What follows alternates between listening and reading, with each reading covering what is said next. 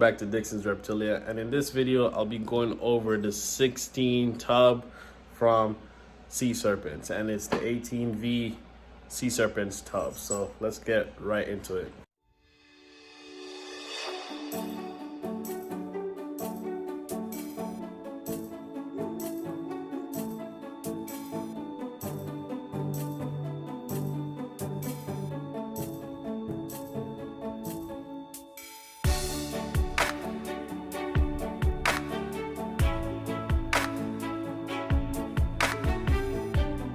I already know this rack houses 16 different tubs.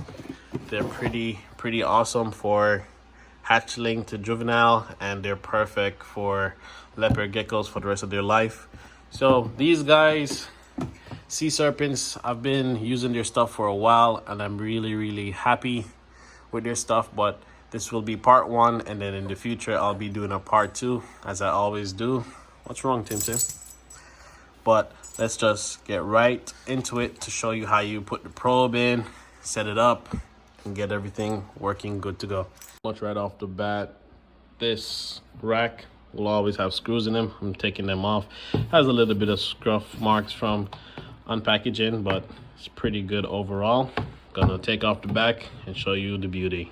The back is off, and if you already know or don't know, whenever you get a rack, you always get one of these right here, which wants you to read about the usage and how to set everything up. And pretty much it's just saying don't use any of their racks, or any rack for that matter, without having it run on a thermostat. So you will get this right here, which is pretty much the adhesive where the probe goes underneath that you stick onto the flex tape or anything. But the best thing you can do is just buy yourself a own roll.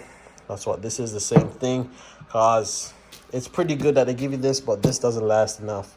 For me, I fixed all the other tubs of mine, got more, gave it more for it to last longer. So let me show you the probe placement. And also I'll be using the VE300 times 2. This is pretty much where you can have 2 different racks run from the same thermostat. If you didn't see my older video showing the functionalities of this, I will link it up in the top right here in the cards, so you can get everything good to go. But let's get on with the probe placement and everything. And again, I won't be using this small piece. I'll be cutting a bigger piece and put it for the probe. All right, so when you're setting up any CSerpent's rack, they always have all their cords towards the top right here, because on the back side there's a little hole that has everything run through. So the probe placement has to always be close to this right here, unless you want to create your own very hole in the back, which for me, I don't. So I'll be going over that. All right, so this is the probe right here, and then this, pretty much just peel it off, pretty much center it, but I put it mostly closer to the smaller side, pretty much like so. Then move the tub up a bit, and then you're gonna want to put it where the probe is facing down onto the flex tape, just like so. So just like that. And then pretty much I cut off the excess corners, because you don't want that stuff sticking up and potentially burn off the tub or anything. Let me fix this probe placement a bit. Just move it over a bit.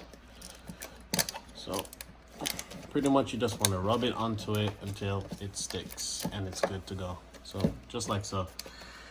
So you see how it's pretty much, the probe is flush with the flex tape, just like that. That's how you want the placement to be. So it's pretty good. And then when the tub is back, it will just be like that. Be pretty flush, won't have any problem at all.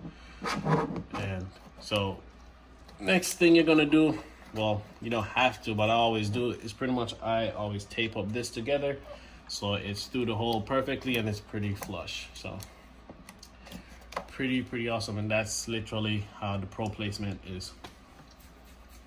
All right, so again, I just tape it up, tape them together like so, going through towards the hole, which I'll be showing you guys in a minute. So this is the back for the rack, pretty cool. And then it's gonna be sitting just like this, and they're together, and it's pretty good, pretty solid. And all you need to do is pretty much screw everything back up, which is the boring part, so I'll just skip it. Oh man, I can't even put it in. That's what she said. Yeah. As you can see, it's all screwed up. It's pretty good. So next thing you're gonna want to do is pretty much unwind your cable, right? Take the cap off just like so, and then put it into the back of the thermostat. At the same time, it might go off a bit, but not to worry. It's just asking for the probe, which is this right here. And then when you put the probe in, make sure it's the right way. It's clipped in. And then now to configure everything. So to do everything, you pretty much want to set daytime temperature. Set it for temperature 1, and then right, but you're going to be scrolling through if you have 2. Then you're going to set the number of zones from 1 to 2, then press enter to accept. Again, if you want a very much detail about this, I'll link it up in the top because I did that in one of my videos before. But scrolling through daytime temp for 1, gonna do the same thing to do it for the other. See, it's asking about the second probe now, so gonna set it to the same thing as 1. Okay, well, click it again, asking for the first zone. Click yes. Click it again, it's gonna ask for number 2. Put it for wherever you want. Then yes, and you are set up. It is connected. It's working for both zones, and you are good to go. You can set it in whatever mode you want and everything. And as you can see, these are the temps it's at now, and these is the temp it will be going. So just let it sit for a minute, let it get up to temperature, and then you are all set. That's the end of this video, and I hope that helps you and how you set up your very own 16 cord tubs from CSerpent. And again, I am running it on the dual 300 Vivarium thermostat, which is pretty awesome. I am telling you, if you have more than one rack system and you just want to kill 2 birds with 1 stone, get yourself a VE times 2. So you're gonna be good to go. This is it right here. Again, I will be doing a follow-up video after all for these guys, telling you how it is and all that. So stay tuned for that. Thank you for watching, and I'll see you next time.